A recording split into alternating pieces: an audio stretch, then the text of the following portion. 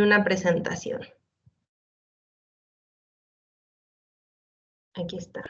Es una presentación muy pequeñita, solamente es como para dar la introducción al tema. Y bueno, antes de que tuviéramos esta pausa, se supone que ustedes leyeron un poquito de esto de flexión simple, ¿sale? Entonces, solamente es para que ustedes tengan una idea de lo que vamos a hablar, ¿sale? Porque ahorita más que nada vamos a iniciar ya con la resistencia de elementos sometidos a flexión simple.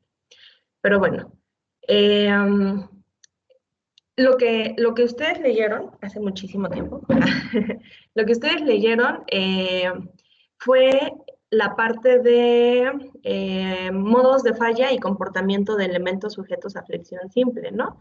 Y por ahí tuvieron que haber leído algo sobre que este tipo de elementos, o en este tipo de elementos, únicamente vamos a considerar la flexión y se va a despreciar la fuerza cortante. Entonces, para eso,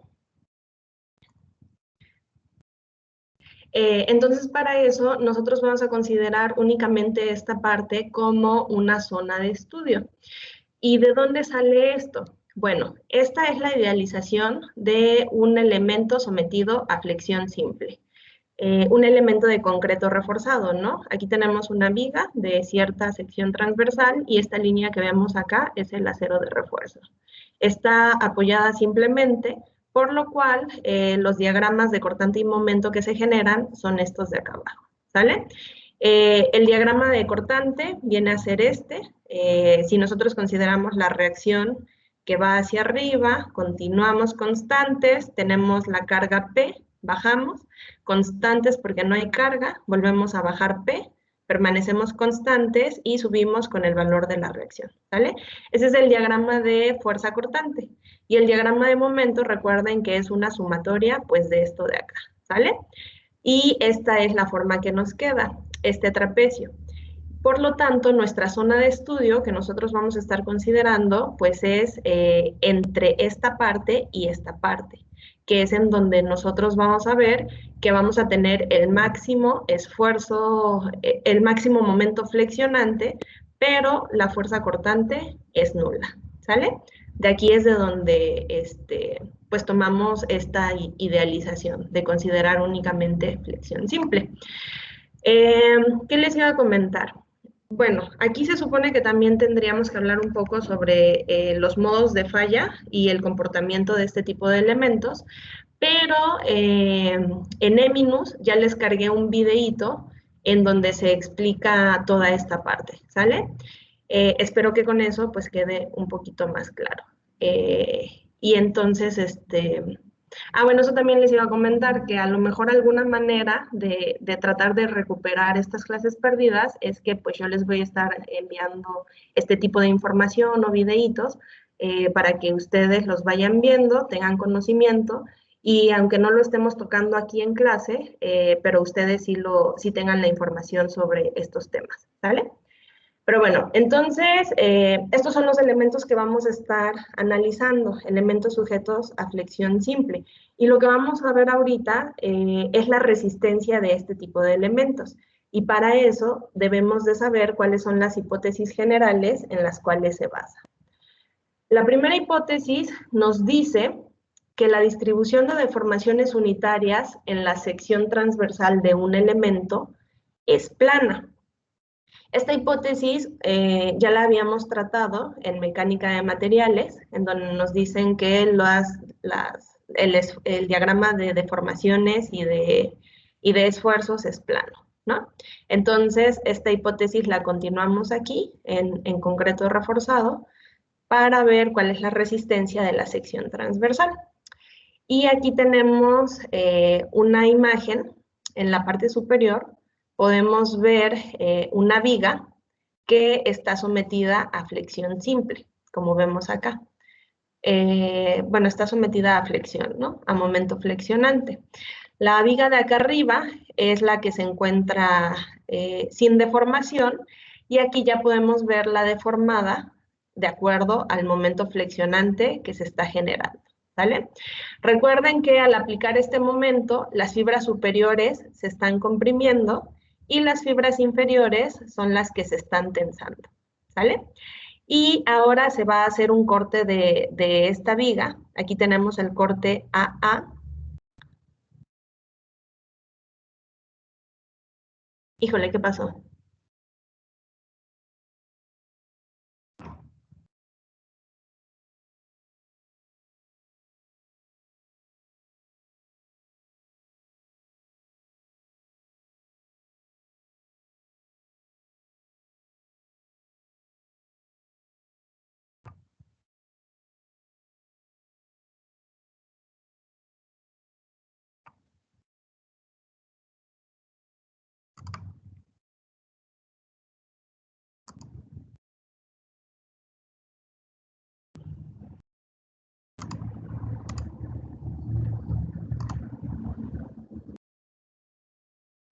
Ya, me sacó de la presentación, pero bueno, ya la ven, ¿verdad?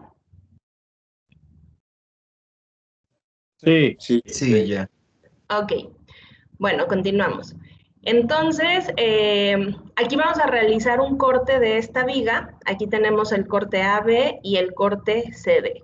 El corte AB se encuentra exactamente a la mitad de la viga y el CD está un poquito más hacia la derecha. Por eso vemos esta inclinación, porque aquí ya está siguiendo la forma deformada del elemento. ¿Sale?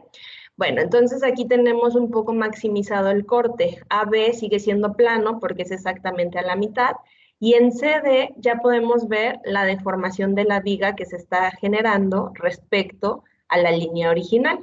Como podemos ver, en la parte superior, en las fibras superiores, se están acortando. Esta es la original y así sería la deformada, ¿no? Entonces estas fibras se están cortando. Y en la parte inferior, esta es la deformada y esta es la original. Entonces las fibras se están alargando, ¿correcto? Compresión en la parte de arriba, tensión en la parte de abajo. Y esto es lo que nos dice la hipótesis, la primera hipótesis, la distribución de deformaciones unitarias en la sección transversal de un elemento es plana. Es esto de acá, ¿sale? Se supone que vamos a tener deformación máxima en los extremos, porque como ustedes pueden ver, estas fibras, las de los extremos, que se están alargando más, y las fibras del centro, pues no sufren ningún tipo de deformación, ¿no? Porque así como estaba, así se quedó después de la aplicación del momento flexionante. Entonces, eso nos define el eje neutro. A partir de aquí hacia arriba vamos a tener deformación y del eje neutro hacia abajo también vamos a tener deformación, ¿sale? Bueno, entonces esa es la primera hipótesis. La segunda hipótesis nos dice que se conoce la distribución de esfuerzos en la zona de compresión del elemento. Y bueno, eso lo tenemos acá. Esto de acá es el diagrama de esfuerzos unitarios. Y lo único que nos están diciendo es que se conoce la distribución. O sea, que tenemos que saber cuál es el valor del esfuerzo que se está generando, pero únicamente nos dice que de la parte de acá arriba. ¿Sale? Bueno, la tercera hipótesis. No existen corrimientos relativos de consideración entre el acero y el concreto que lo rodea. Bueno, esta hipótesis es se puede decir que se cumple porque estamos trabajando con acero de refuerzo con varillas corrugadas. Entonces, estas corrugaciones hacen que pues no exista ese desplazamiento entre el concreto que rodea la varilla.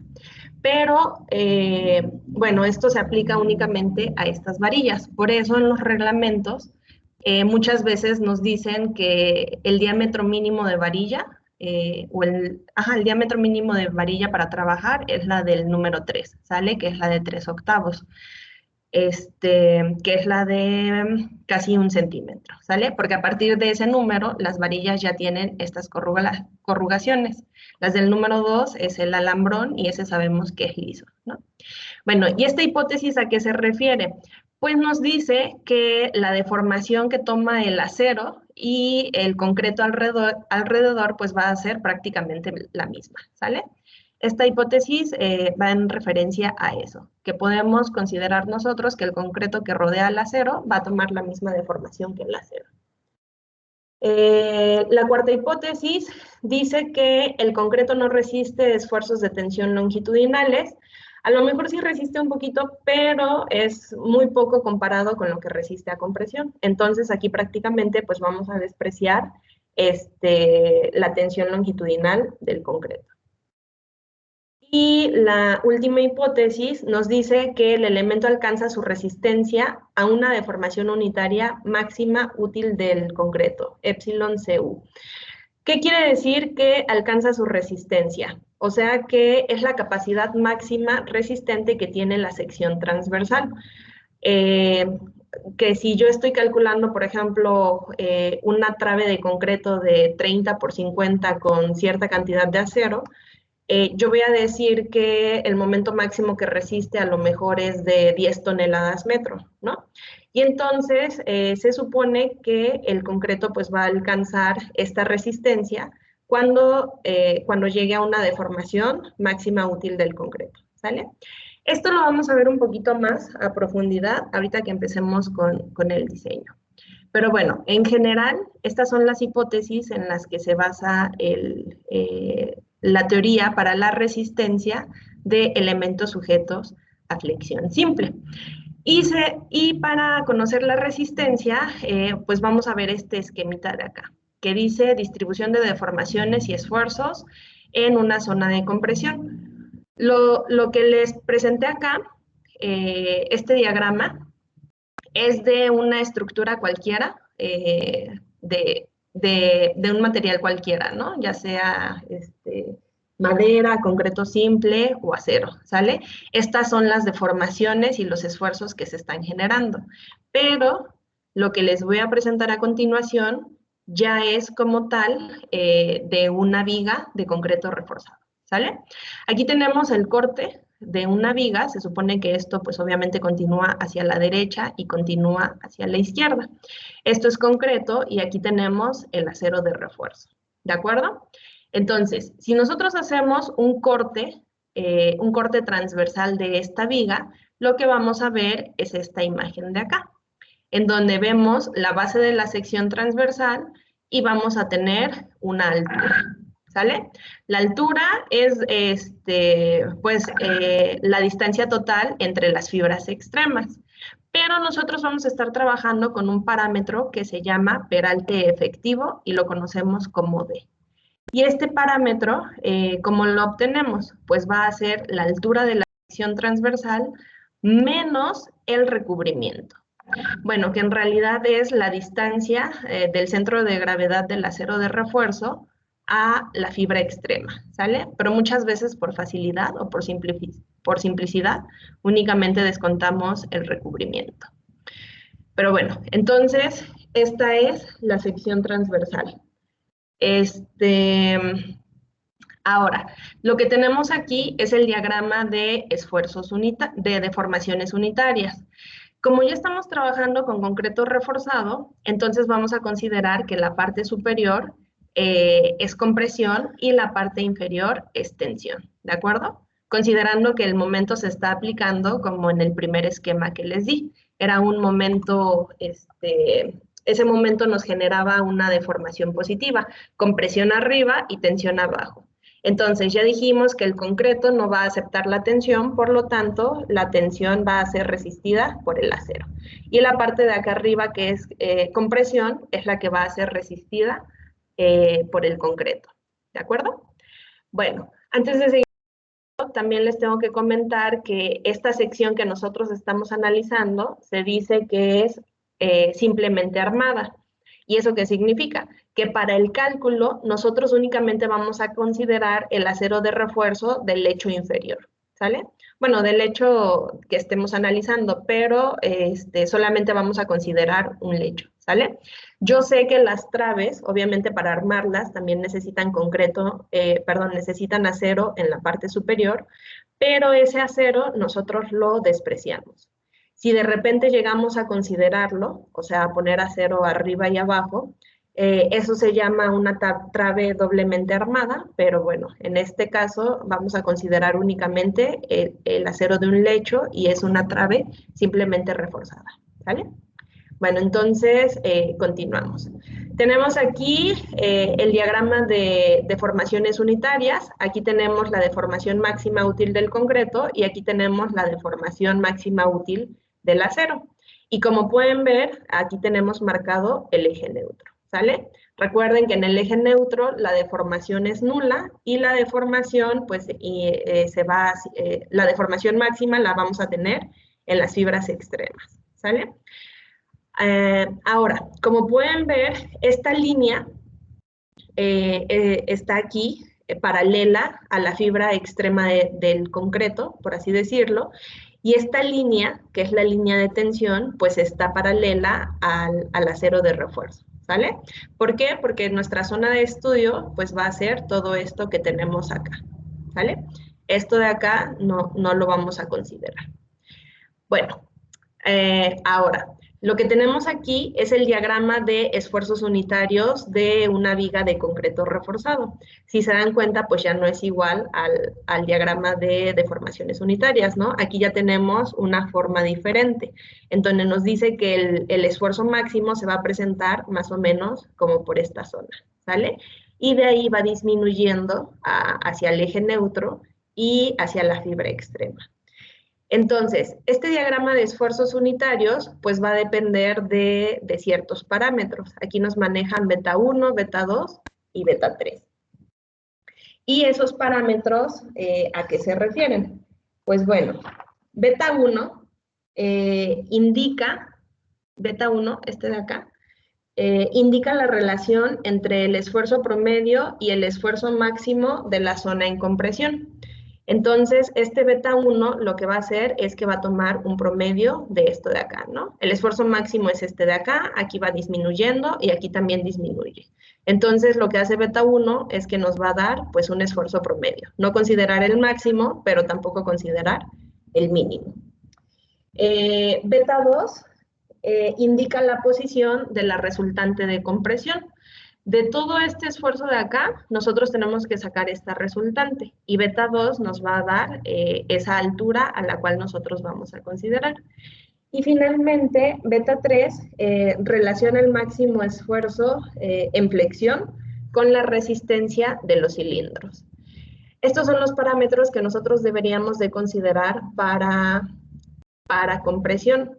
Y para tensión es muy sencillo, porque la línea de tensión pues es únicamente la línea de acero de refuerzo y está actuando pues en una línea, ¿no?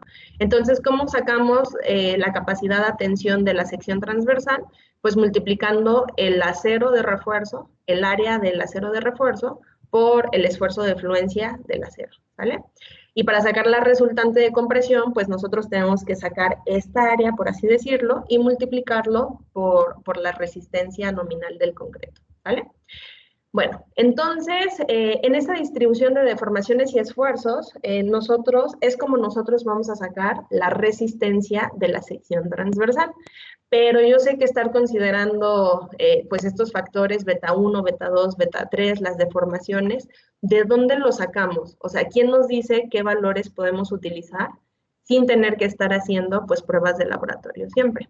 Pues esos valores no los va a dar los reglamentos en los que nos estemos basando.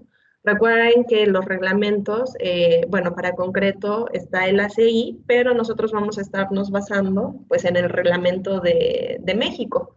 Y para eso nos vamos a basar en sus normas técnicas complementarias para la construcción y diseño de estructuras de concreto reforzado en su versión 2017.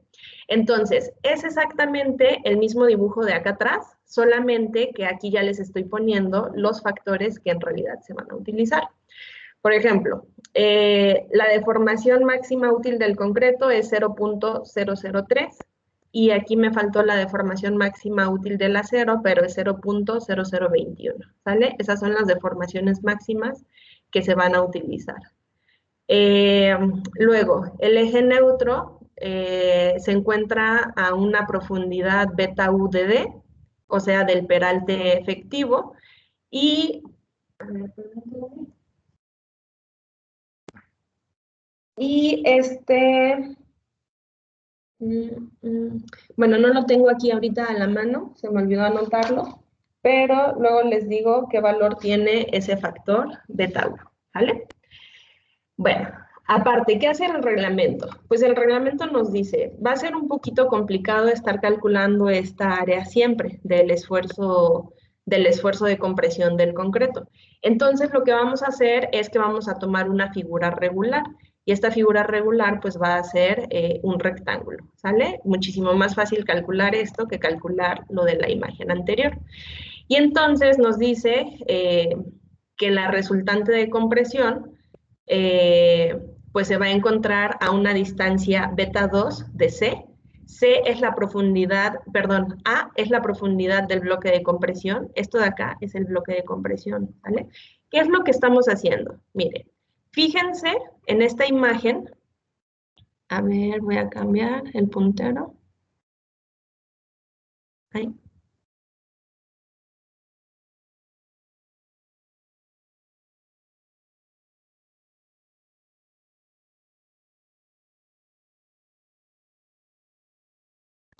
Bueno, fíjense en esta imagen, que es la distribución de esfuerzos real de la sección transversal, ¿no? Aquí está el eje neutro, es este de acá, ahí llega, y el esfuerzo obviamente pues abarca toda esta altura, desde aquí hasta acá, ese es el esfuerzo. Aquí tenemos el esfuerzo máximo, y pues obviamente aquí va disminuyendo hasta este punto, y aquí va disminuyendo hasta cero, ¿sale? Recuerden que en el eje neutro el esfuerzo y la deformación es cero, porque ahí no ocurre pues deformación de las fibras, y aparte el eje neutro pues nos indica el cambio entre compresión y tensión.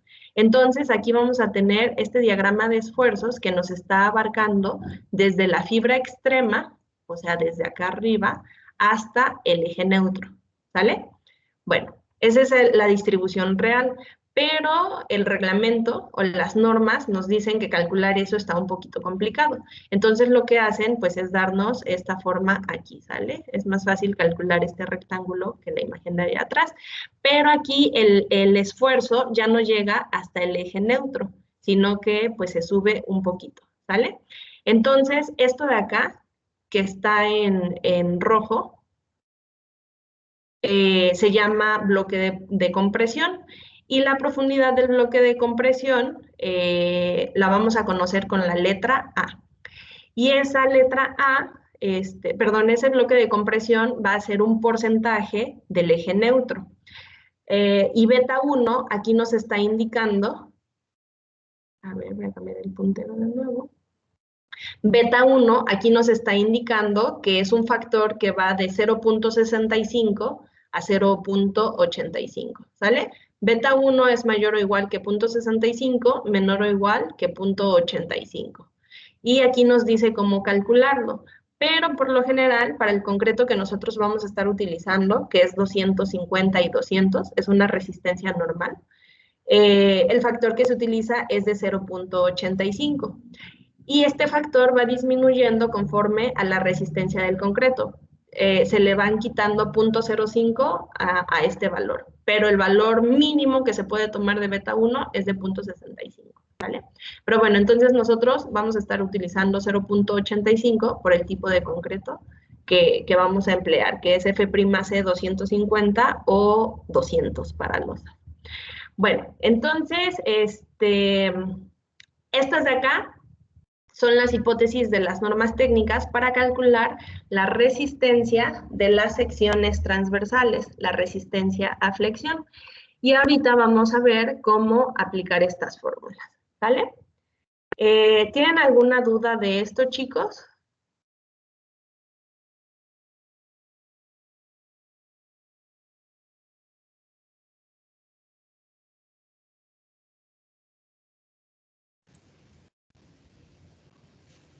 ¿No hay dudas?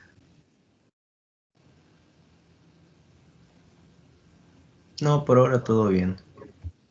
De acuerdo. No, maestra, yo creo que ya con los ejemplos como que queda un poquito más claro. Sale. Perfecto. Bueno, entonces ahora les voy a... Déjenme... Les voy a compartir otra pantalla.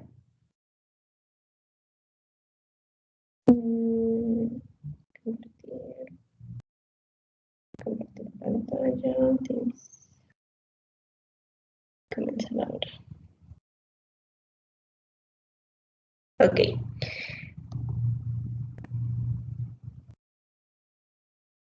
Creo que es este de acá. Sí.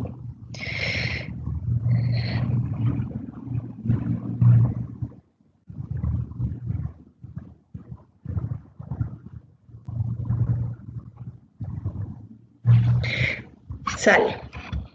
Bueno, entonces, lo que vamos a hacer ahorita es que vamos a simplificar todo eso un poquito más. Lo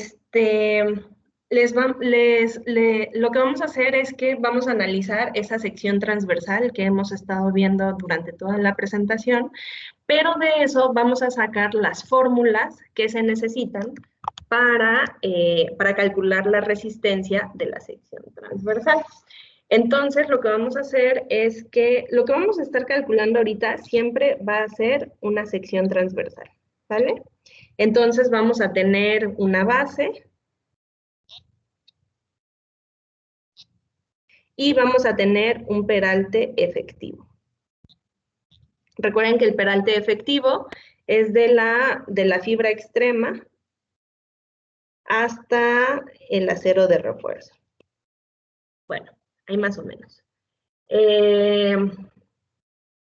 Ahora,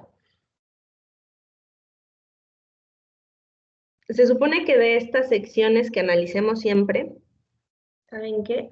Voy a cambiar el modo.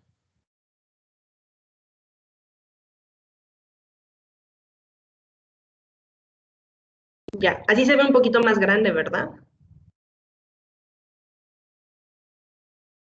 Sí, maestra, se ve más grande. Bueno, entonces, la sección transversal siempre la vamos a dibujar igualita, ¿sale?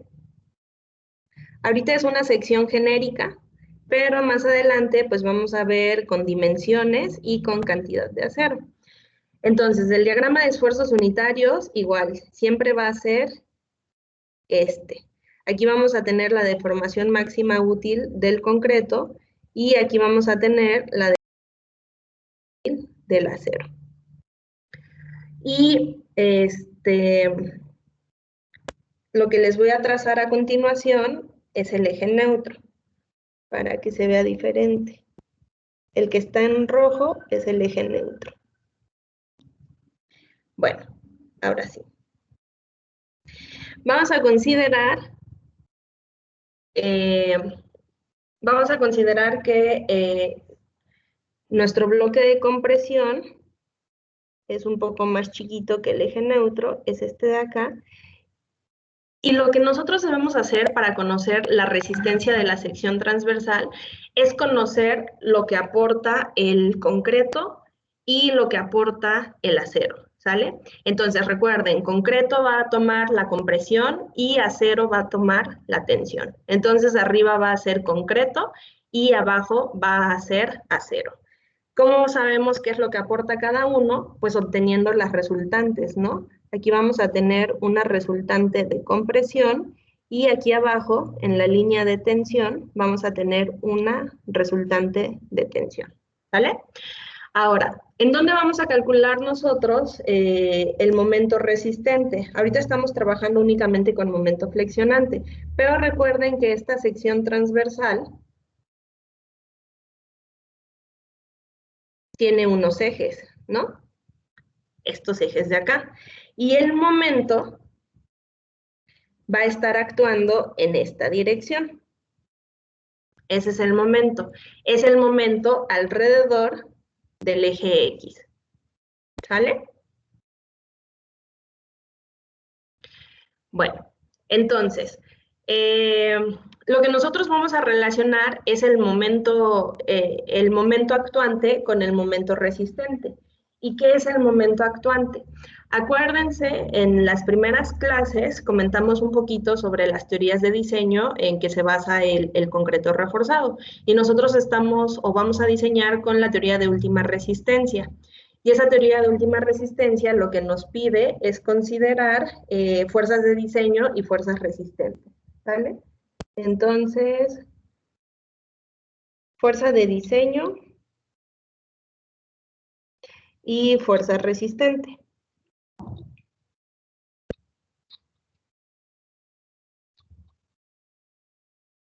Lo que nos dice esta teoría de diseño es que las fuerzas de diseño deben ser menores o iguales que las fuerzas resistentes.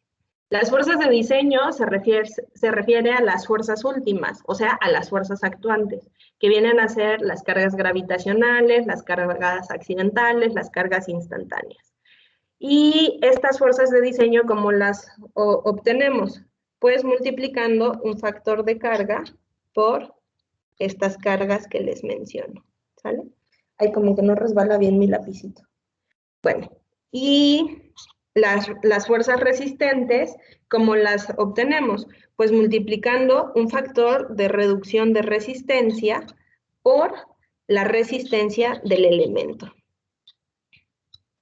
Dependiendo de lo que estemos analizando nosotros, si es flexión, si es cortante, si es flexocompresión, son los factores que nos pide utilizar el reglamento. En este caso, como estamos analizando a flexión, el factor de reducción de resistencia va a ser 0.9, ¿sale? Y el factor de cargas, pues va a depender del tipo de carga que estemos utilizando. Si son cargas gravitacionales, va a ser 1.3 y 1.5. Si son cargas accidentales, va a ser 1.1, ¿sale? Pero bueno, entonces depende de lo que estemos analizando. Bueno, y las fuerzas de diseño las vamos a conocer como momento último, y las fuerzas resistentes, pues las vamos a conocer como el momento resistente, ¿vale? Bueno, en eso se basa el diseño, chicos, en comparar momentos últimos contra momentos resistentes, y obviamente el momento último, pues debe ser más pequeñito que el momento resistente. Bueno, voy a borrar todo esto para que me quede espacio. Ya, listo. Bueno, entonces, estudiando este diagrama de esfuerzos que tenemos aquí arriba, nosotros vamos a obtener, vamos a decir que aquí está actuando un momento último, ¿sale? Es el momento último. ¿Y qué es lo que vamos a hacer? Vamos a hacer una sumatoria de momentos desde la línea de compresión. Sumatoria de momentos es igual a 0 y voy a sumar todos los que tengan un sentido horario, ¿vale? ¿Cuál es la línea de compresión? Pues la línea de compresión es esta de acá arriba, que estoy rayando, ¿sale? Esa es la línea de compresión, y recuerden que la línea de tensión es aquí abajito. Perdón, la línea de compresión, pues es obviamente en donde está actuando la resultante de compresión, ¿vale? Bueno, entonces, sumatoria de momentos desde esta línea de acá, ¿qué es lo que tenemos? Lo que vamos a analizar es este diagrama. Enfóquense en este de acá y vamos a hacer una sumatoria desde este punto. Entonces, lo que está actuando va a ser T y MU, ¿sale? ¿Y qué es lo que nos queda? Que el momento último tiene un sentido positivo, por eso lo estoy poniendo positivo, y tensión, si nuestro punto de referencia es este de acá abajo, la tensión está haciendo un sentido antihorario, por lo tanto es negativo. Y vamos a considerar la distancia entre C y T, esta distancia de acá y acá, vamos a llamarla Z, entonces nos quedaría T por Z es igual a 0, ¿sale? Entonces, ¿qué nos queda? Que el momento último es igual a T por Z, ¿sale? Momento último es igual a momento resistente, entonces T por Z es el momento resistente. Pero para indicar que es resistente, vamos a aplicar aquí el factor de reducción de resistencia pi, que es el que les comenté que era 0.9, ¿sale? Bueno, entonces, ¿qué es lo que les decía anteriormente? Que para ver la resultante de tensión, lo único que tenemos que hacer es multiplicar el área de acero de refuerzo por el factor, por el esfuerzo de fluencia del acero, ¿sale? Entonces, ¿qué es lo que nos queda? Pues nos queda que MU es igual a phi por área de acero por FY por Z, ¿sale? Entonces, el momento último va a ser igual a esto de aquí. De aquí vamos a sacar o vamos a despejar el área de acero. Y el área de acero me quedaría igual al momento último entre phi. El momento último, a ver, área de acero es igual al momento último entre phi, por FY por Z, ¿sale? Y esta es una primera ecuación. Esta es mi ecuación 1. Aquí yo voy a calcular el área de acero necesaria para soportar un momento actuante, ¿sale? Bueno, ahora, necesitamos calcular más ecuaciones. ¿Por qué? Porque esta distancia z, pues yo no sé de dónde sacarla ni nada, ¿no? Entonces, para eso, pues vamos a calcular la profundidad del bloque de compresión. Recuerdan que la profundidad del bloque de compresión es esta de acá, es esta de acá, y la conocemos como A, ¿sale? Bueno, ¿cómo vamos a sacar esa profundidad del bloque de compresión?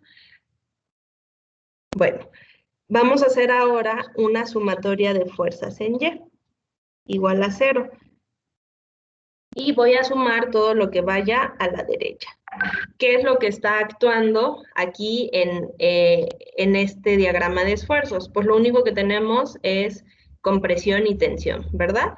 Entonces, si voy a sumar todo lo que vaya a la derecha, me queda que menos C más T es igual a 0. Obviamente, el momento de acá, pues ya no lo considero porque pues es un momento y estamos haciendo una sumatoria de fuerzas en Y, y me queda que T es igual a C, ¿vale? Entonces, ¿qué es T? Quedamos que T es igual al área de acero por FY, y ¿qué es C? C es la resultante de compresión. ¿Y cómo vamos a obtener esa resultante? Multiplicando 0.85 por F'C por la sección transversal, por A por B, ¿sale? Bueno, y aquí en realidad es F'C. Es F'C.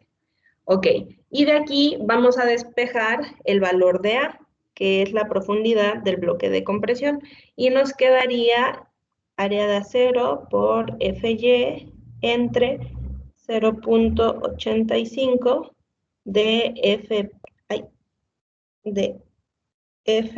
bi'C por B, ¿sale?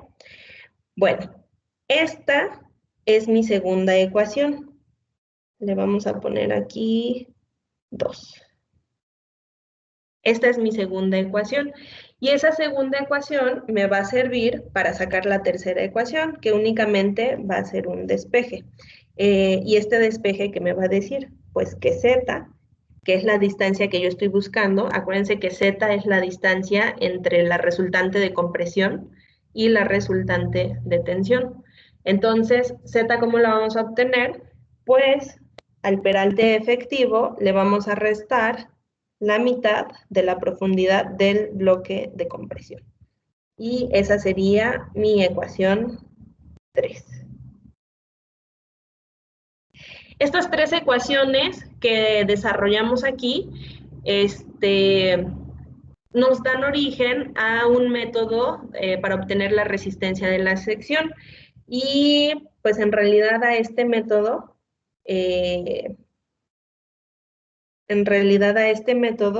se le conoce como el método de los tanteos. Está medio chistoso el nombre, pero pues esa es la manera en que se le conoce, ¿no? ¿Qué es lo que hacemos? Con este método nosotros calculamos el área de acero necesaria para un momento actuante. Esta área de acero nos va a dar una profundidad del bloque de compresión y nosotros vamos a verificar que esa área de acero sea correcta cuando el Z que tenemos aquí sea igual al Z que proponemos desde un inicio, ¿sale? ¿Por qué? Porque para calcular el área de acero, esta área de acero de acá, nosotros vamos a proponer un Z, pero ese es propuesto, o sea, yo no sé si está bien o está mal, y entonces por eso tenemos que calcular la profundidad del bloque de compresión y tenemos que ver este Z, y una vez que con este coincida, entonces podemos decir que el área de acero propuesto es la correcta, ¿vale? Por eso se llama método de los tanteos, porque tenemos que realizar este proceso pues tantas veces sea necesaria hasta que nuestros dos zetas coincidan. Método de los tanteos o método de las aproximaciones. Las ecuaciones son muy sencillas, es prácticamente sustituir porque tenemos nosotros absolutamente todos los valores, pero pues muchas veces si no propones bien el Z, pues obviamente te vas a tardar, porque va a aumentar el número de veces que tienes que hacer el procedimiento. Entonces, existe otro método para calcular la resistencia de la sección transversal, solamente que es una ecuación un poquito más larga, pero pues por lo general este diseño se hace en computadoras, ¿no? Se puede programar en Excel y ya no hay ningún problema. Es muchísimo más fácil programar esto que programar el método de los tanteos. Y lo que se obtiene es una ecuación cuadrática. ¿Y cómo lo obtenemos? Pues en lugar de hacer una sumatoria desde la línea de compresión, vamos a hacer ahora una sumatoria desde la línea de tensión, ¿sale? Bueno, voy a ponerle aquí, segunda opción. Ahora va a ser una sumatoria de momentos desde la línea de tensión. Vamos a considerar igual a 0 también y vamos a considerar positivo el sentido horario. La línea de tensión, recuerden que es esta de acá. Esa es la línea de tensión. ¿Y qué es lo que vamos a estar considerando? Pues tenemos el momento último, sentido horario, por eso lo estamos sumando, y tenemos compresión, que me hace un sentido antihorario. Y va a ser menos C por Z. Y esto es igual a 0. Entonces, ¿qué me queda? Me queda que el momento último va a ser igual a C por Z. Recuerden que tenemos que agregar el factor de reducción de resistencia para que sea el momento resistente, y de aquí empezamos a despejar. ¿Qué nos queda? Que el momento último es igual a phi por C, que es la resultante de compresión, que quedamos que es 0.85 por F'C por A por B. Y de aquí, lo que vamos a hacer es que vamos a introducir un factor nuevo, que es A. Pero para eso tenemos que hacer unas consideraciones, que son las siguientes. Tenemos que introducir un factor que le vamos a llamar W. Y W va a ser igual a la cuantía de acero por Fy entre F'C. ¿Sale? Así sí se está escribiendo. Bueno, ahora, ¿de dónde vamos a sacar la cuantía de acero? La cuantía de acero es ρ. ¿Y cómo lo hacemos? Pues dividiendo el área de la sección transversal, dividiendo el área de acero entre el área de la sección transversal. Así nosotros sacamos un porcentaje de la cantidad de acero que tenemos con respecto al área total de la sección transversal, ¿sale? Entonces, esta cuantía lo que nos da es un porcentaje de acero. Y de aquí vamos a despejar el área de acero. El área de acero va a ser igual a ρ por B por T. Estas fórmulas las vamos a utilizar, estas tres fórmulas, las vamos a estar utilizando con la fórmula cuadrática que obtengamos, pero todavía no terminamos el proceso. Lo que vamos a hacer es que vamos a tomar la ecuación 2 de la primera opción, en donde nos dicen que la profundidad del bloque de compresión A es igual a ρ por B por D por Fy entre 0.85 0.85 de F bi'C por B, ¿sale? Ay, no, perdón, aquí ya les puse vamos a borrar esto.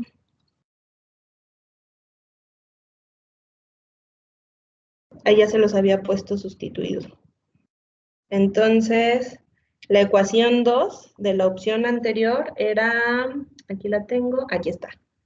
Área de acero por FY entre 0.85 de F bi'C por B. Entonces, aquí, ¿qué es lo que estamos haciendo? Vamos a introducir este término en la parte de aquí, del área de acero, y nos quedaría ρ por B por D por FY entre 0.85 F bi'C por B. Por lo tanto, esta B se va con esta B y nos queda ρ por D por FY entre 0.85 de F bi'C. Ok, y lo que vamos a hacer ahora es introducir este término de la profundidad del bloque de compresión en esta ecuación de acá. Bueno, para no hacer el desarrollo completo, lo que voy a hacer es que les voy a poner la ecuación que nos queda, ¿sale? La ecuación final sería, si quieren ustedes lo pueden desarrollar, phi por B por D al cuadrado por F bi'C por W, y todo esto multiplica a 1 menos 0.59 W. ¿Sale? Y esta de acá sería la opción 2, que es una ecuación cuadrática. Entonces, para esta opción 2, nosotros necesitamos el momento último y desarrollar esta ecuación. Cuando desarrollamos en esta ecuación, nos queda una cuadrática, ¿sale? Nos queda W al cuadrado y W. Nos queda este W al cuadrado y W, ¿vale? Entonces, lo que obtenemos nosotros es una cuantía de acero, y con esta cuantía de acero nosotros vamos a obtener el área de acero necesaria para resistir un momento actuante, ¿sale? Entonces, son dos opciones de cálculo de la resistencia. Con esta ecuación cuadrática, lo que obtenemos también es un área de acero para resistir un momento, y con la opción anterior, lo que obtenemos es un área de acero también, pues para resistir un momento, ¿sale? Entonces, las dos opciones nos llevan al mismo camino. Solamente que, pues, dependiendo de cuál se les facilite a ustedes, ¿no? Se pueden utilizar las dos sin ningún problema. Yo creo que nos vamos a quedar hasta aquí, chicos, pues sí, ya se acabó la clase. Y en nuestra siguiente sesión ya estaríamos viendo un ejemplo de cómo se aplica esto, ¿correcto? No sé si tengan alguna duda hasta aquí.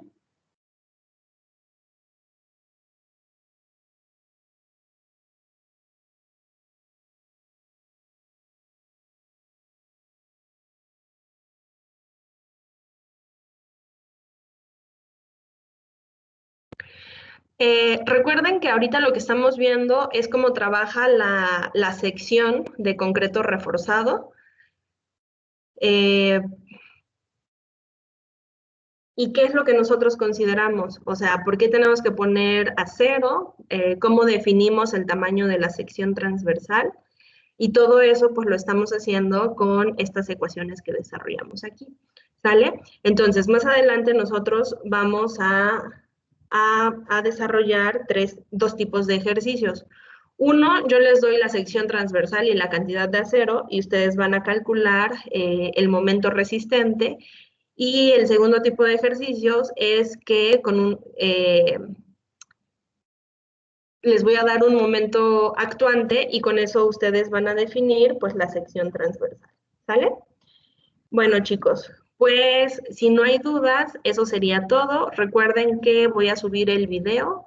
Van a poder encontrar el link en la parte de contenido en miembros sujetos a flexión simple. ¿Sale? Nos vemos en la siguiente clase. Hasta luego. Hasta luego, Hasta luego, maestra. maestra. Hasta luego, maestra, muchas gracias. Gracias. Hasta luego. Maestra, una pregunta. ¿Y la clase de mampostería va a haber al rato o mañana? No, nos tocan los martes, ¿no? ¿Los martes? Ajá, Ok. sí. ¿Martes y miércoles o martes y jueves? Ay, no me acuerdo, pero yo les envío el mensajito, ¿sale? Cuando nos toque la clase. Según yo es mañana, pero no me acuerdo si es. No, pues miércoles no hay, entonces es martes y jueves. Ah, vale. Ujú. Gracias. La de las 11, porque no sé Sí, en qué horario estás. ¿Sí, en las 11? a las 11. Ah, ok, entonces sí, martes y jueves. Sale. Gracias. Nos Bye. vemos mañana. Adiós. Hasta luego. Hasta luego. A ver, ¿dónde está esto?